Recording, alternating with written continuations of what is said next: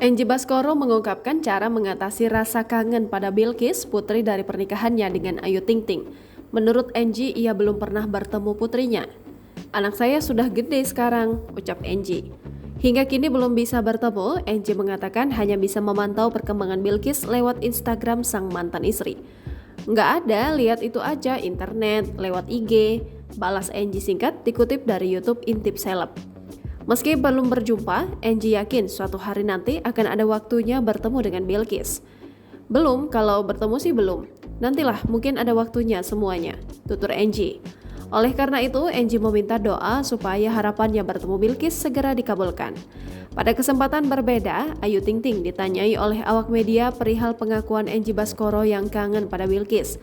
Saat itu, Ayu Ting Ting sedang bersama dengan Bilqis, putri sematawayang dari pernikahannya dengan Angie Baskoro. Mendengar nama Angie disebut, Ayu Ting Ting yang saat itu tengah bersama Bilqis mencoba mengalihkan pembicaraan. Pun ia sempat meminta keluarga yang lain mengajak Bilqis untuk berjalan lebih dulu meninggalkan dirinya. Lantas, wanita 31 tahun itu tegas mengaku tidak suka nama Angie disebut saat dirinya tengah bersama Bilqis.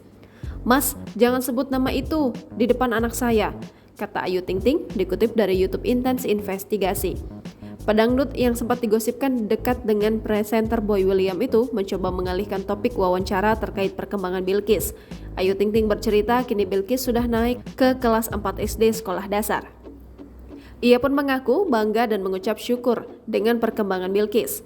Di akhir, Ayu pun kembali disinggung perihal kabar Angie kangen dengan Bilqis. Tak mau menjawab, Ayu pilih menghindari dan langsung meninggalkan awak media. Jangan lupa subscribe, share, komen, dan like ya.